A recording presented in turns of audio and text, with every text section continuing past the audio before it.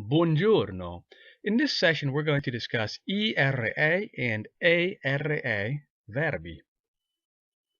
To begin with, it's important to review that the infinitive is the to form of the verb.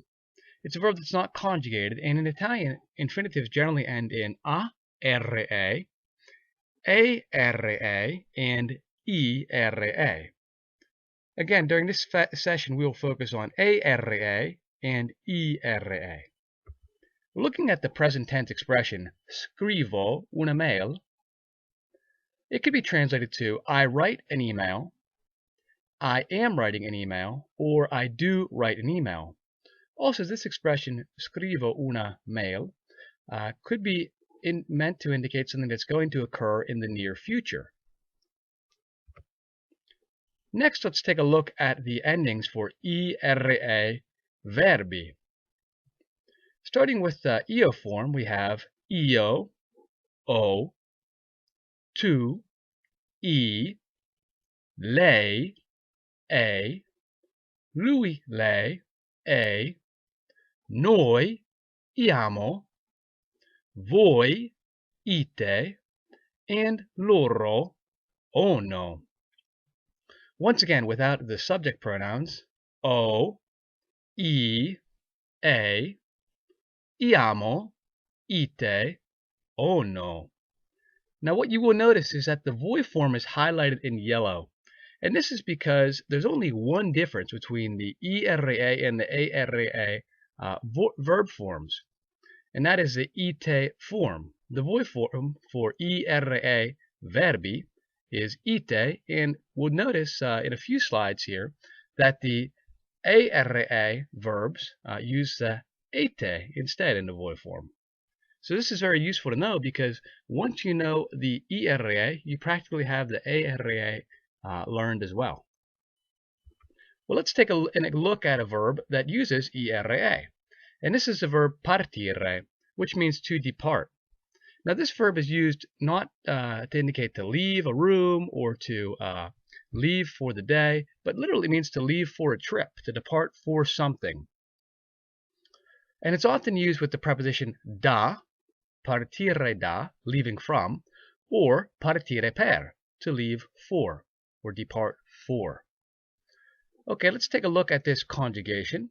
We have io parto, tu parti, lei parte, lui lei parte, noi partiamo, voi partite, and loro partono.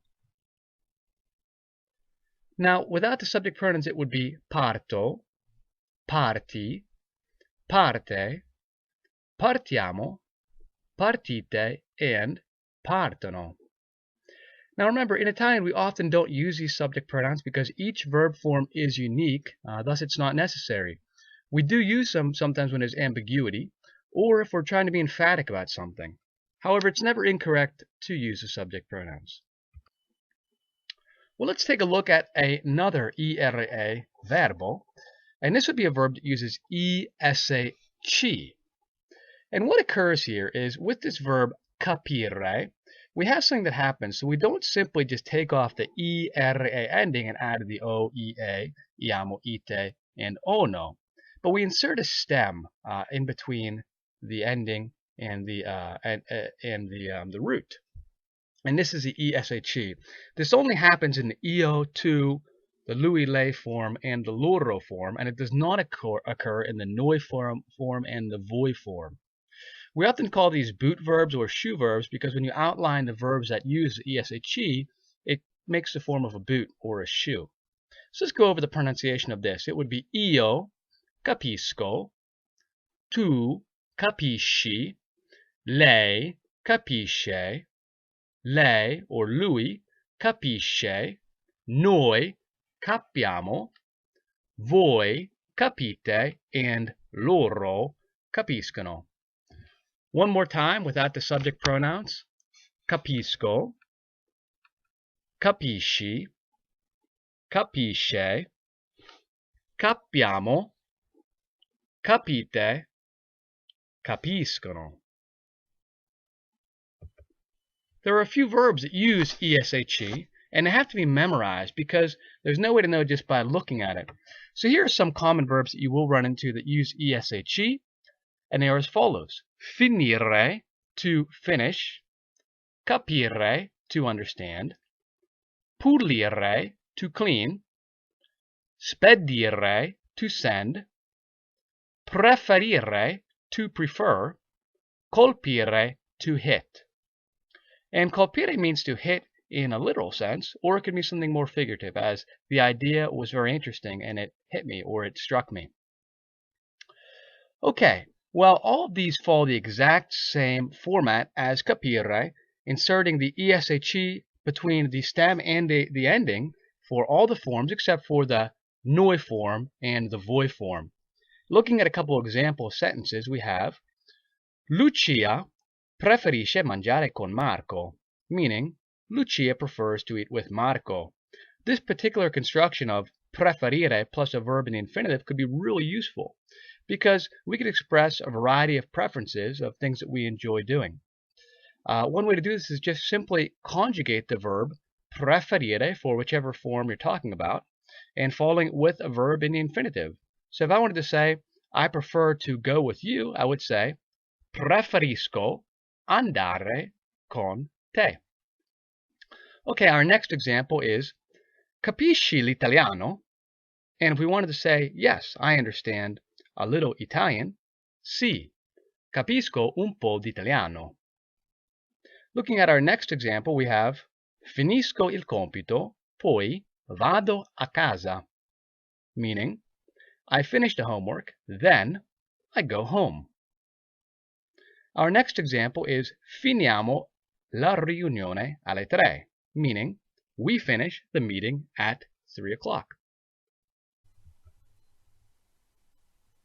Taking a look at the form of an ARA verbo, let's take a look at the endings here.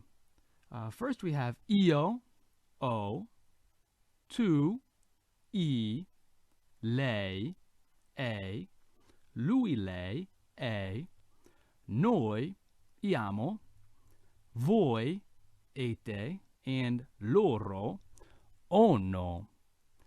The first thing that you will notice is that the voi form is highlighted in yellow. And once again, this is to point out that the only difference between an ARA verbo and an ERA verbo, which we previously looked at, is that voi form.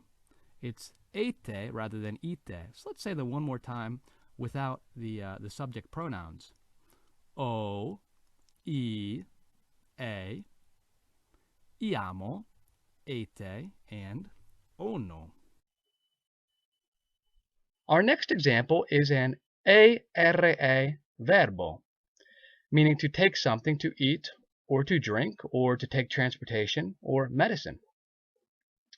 Okay, and here are the forms. Io prendo, tu prendi, lei prende, lui, lei prende, noi prendiamo, voi prendete, and loro prendono.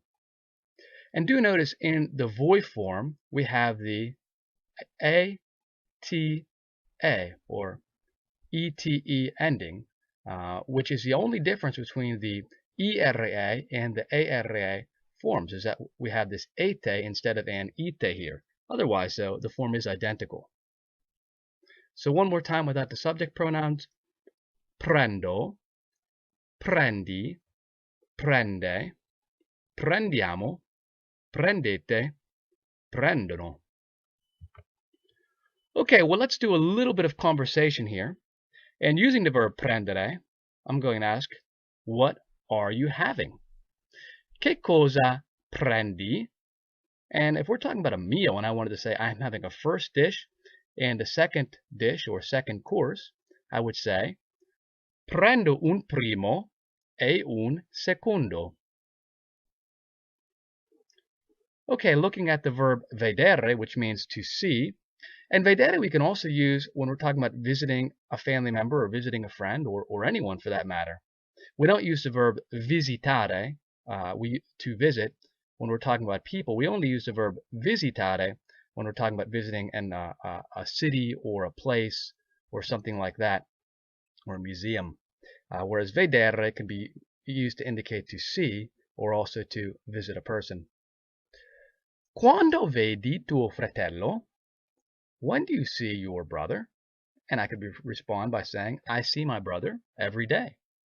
Vedo mio fratello ogni giorno.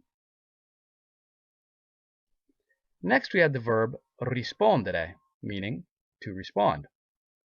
And I could ask, do you all respond to the message right now? Rispondete al messaggio adesso? And I could respond by saying, no.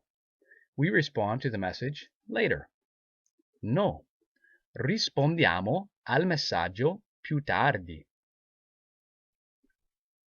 Next we have the verb partire, which as you may recall means to depart from, if we're using it with da, or to depart for, if we're using it with the preposition per. So if I want to ask, are you all leaving from Naples? I could say, partite da Napoli. And if I wanted to say yes, we are leaving from Naples at 6:30 in the morning. Sì, partiamo da Napoli alle 6:30 di mattina. Okay, next we have the verb preferire, which as you probably recall means to prefer. So if I wanted to ask if Laura prefers to take the bus, I could say, Laura preferisce prendere l'autobus.